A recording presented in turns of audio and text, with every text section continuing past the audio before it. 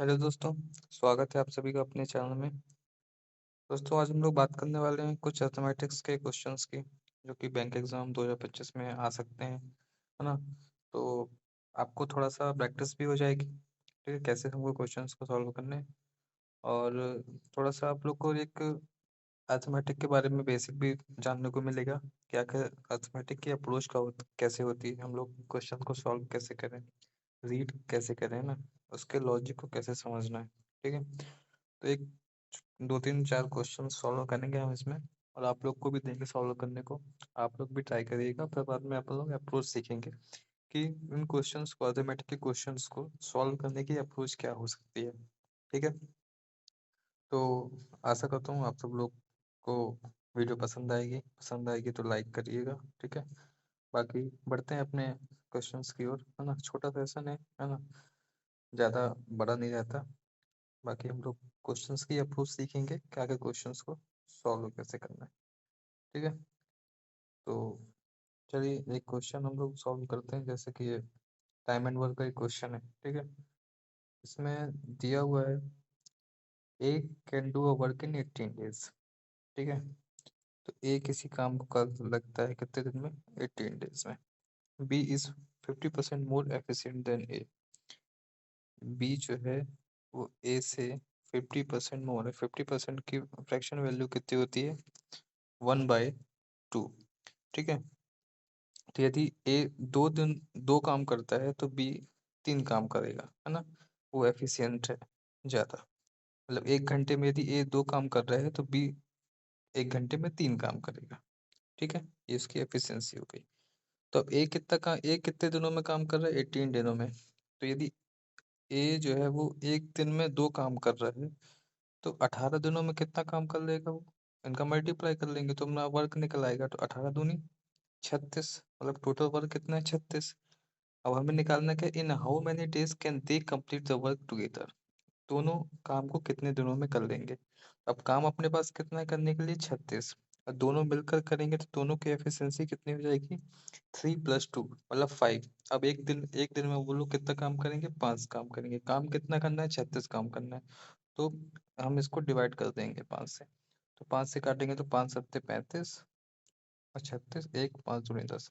मतलब अब वो काम कितने दिनों में हो जाएगा? 7.2 डेज में वो काम कंप्लीट हो जाएगा। ठीक है, तो इससे हमें ये जानने को मिला दोस्तों कि टाइम एंड वर्क का जो बेसिक होता है वो क्या होता है।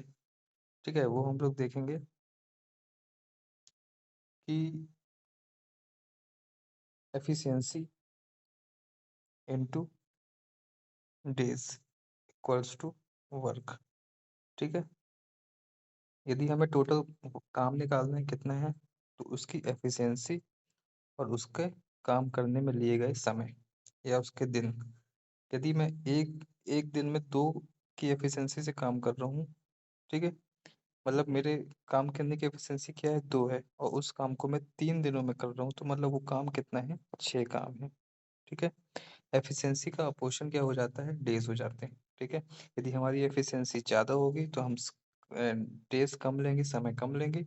यदि हम ज़्यादा समय ले रहे हैं, इसका मतलब ये है कि हमारी एफिशिएंसी कम है। ठीक है, यदि एफिशिएंसी बढ़ाएंगे तो डेज कम लगेंगे, डेज बढ़ाएंगे तो एफिशिएंसी कम हो जाएगी। ये दोनों क्या होते हैं? विपरीत होते हैं। ठीक है, और इन दोनों का टोटली क्या होता है? वर्क होता है। ठीक, तो आप लोग को थोड़ा सा बेसिक भी क्लियर होगा इसमें। ठीक, चलिए देखते हैं एक नेक्स्ट क्वेश्चन और देख लेते हैं। ठीक है, एक ये एवरेज का क्वेश्चन है। The average of 5 consecutive odd numbers is 49। What is the largest number? अब कॉन्सिक्यूटिव ऑड नंबर बोला, कॉन्सिक्यूटिव मतलब एक के बाद एक के बाद एक। ठीक है, तो यदि हम मान के चलें यदि कोई नंबर एक्स है, तो इसके बाद वाला ऑड नंबर क्या होगा? x +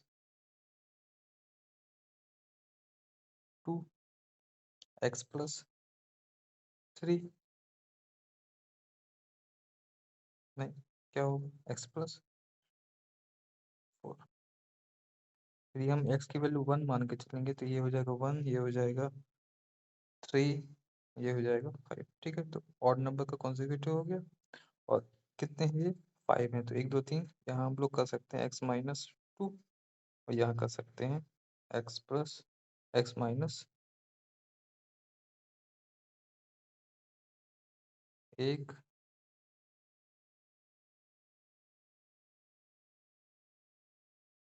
x minus 4। ठीक है, अब इनका क्या एवरेज बोला गया है, तो हम जब इन सबको जोड़ेंगे x minus 4 x minus 2 x x plus 2 x plus 4, जब इन सबको जोड़ेंगे तो कितना, ये 4 से ये माइनस 4 ये कट गया, इससे ये कट जाएगा, 1 2 3 4 5, 5x की वैल्यू कितनी मिल जाएगी 49। ठीक है, मैं शायद हमने थोड़ा सा इसको गलत कर दिया है, ये कॉन्जिक्यूटिव इवन नंबर बोला गया है ना, तो कॉन्जिक्यूटिव इवन नंबर क्या होंगे, एक्स माइनस 3 कर लीजिए, x minus 1 x x plus 1 और एक्स प्लस 3। ठीक है, इससे ये इससे ये इससे ये इससे ये। नहीं नहीं, हम सही कर रहे थे, सॉरी सॉरी सॉरी, सही कर रहे थे। क्या करेंगे, एक्स माइनस 4 था, x minus 2 x x plus 2 और एक्स प्लस 4। ठीक है, इन सबको अपन जब ऐड करेंगे तो 5x डिवाइड बाई 5, ये वैल्यू आएगी 49। 5 से 5 कट गया, x की वैल्यू आ गई 49। अब हम x की जगह रख पुट कर देंगे तो 49, 49 प्लस 2 51, 51 49 प्लस 4 53, और यहाँ हो जाएगा कितना 47, और ये हो जाएगा 40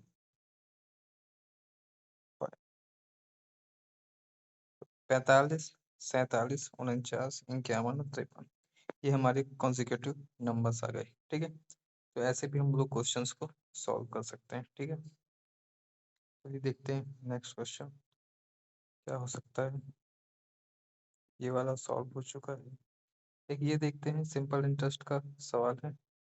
ए sum amount to rates 46600 at 10% per annum. ठीक है, सिंपल इंटरेस्ट का बड़ा सिंपल सा क्वेश्चन है, आरआरबी क्लर्क जैसे एग्जाम में, आईबीपीएस क्लर्क जैसे एग्जाम में इस टाइप के क्वेश्चन देखने को मिल सकते हैं। ठीक है, तो कोई एक अमाउंट है, वो 2 साल में 10% पर एनम से कितना हो जा रहा है, 6600 हो जा रहा है। ठीक है, तो उसका प्रिंसिपल कितना है हमें ये बताना है। तो सिंपल सा है, साधारण ब्याज ऐसा ही क्या होता है, सिंपल इंटरेस्ट बराबर क्या होता है, टू आपका जो दर है रेट, ठीक है, रेट इनटू टाइम, ये कर लेंगे तो हमारा सिंपल इंटरेस्ट निकल आता है। ठीक है, तो इसमें कितना आ रहा है अपना, रेट 10 है, टाइम 2 है, इन दोनों को हमको क्या करना है, इनटू करना है, 10 दूनी 20, 20%, 20% हो रहा है, 20% की फ्रैक्शन वैल्यू कितनी होती है 1/5। ठीक है, 20% की फ्रैक्शन वैल्यू मतलब 20/100 करेंगे तो 1/5, कोई अमाउंट 5 था, एक ब्याज लग के कितना हो गया 6 हो गया, तो 5 से कितना अमाउंट हो गया आपका 6 एक साल में, फिर 5 से नहीं, 5 से 6 हो गया। ठीक है, 6 की वैल्यू कितनी है 6600, 6 से कट जाएगा 11, और 11 को हमको प्रिंसिपल निकालना है, तो 55 से हमारा आंसर हो जाएगा।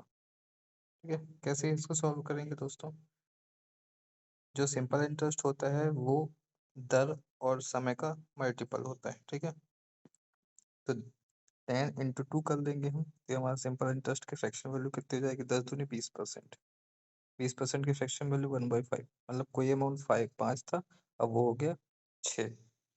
ठीक है, तो 6 ये क्या है, प्रिंसिपल को शो करेगा, और ये किससे शो करेगा, ये सॉरी 6 जो है वो उसके मिसेज अमाउंट को शो करेगा, और 5 जो है वो प्रिंसिपल को शो करेगा। तो 6 की वैल्यू कितनी है 66, ये कट जाएगा 1100, प्रिंसिपल निकालना है तो 11 × 5 करेंगे तो 5500 हमारा आंसर हो जाएगा। ठीक है, आशा करता हूँ आसान सा सवाल लगा होगा। ठीक है, उसके बाद एक क्वेश्चन ये है, आप इसको सॉल्व करिएगा, है ना, ये कंपाउंड इंटरेस्ट का सवाल है, इसका आंसर बताइएगा कमेंट बॉक्स पे। ठीक है, कि कितना आंसर आ रहा है, आप लोग भी सॉल्व करके देखिए।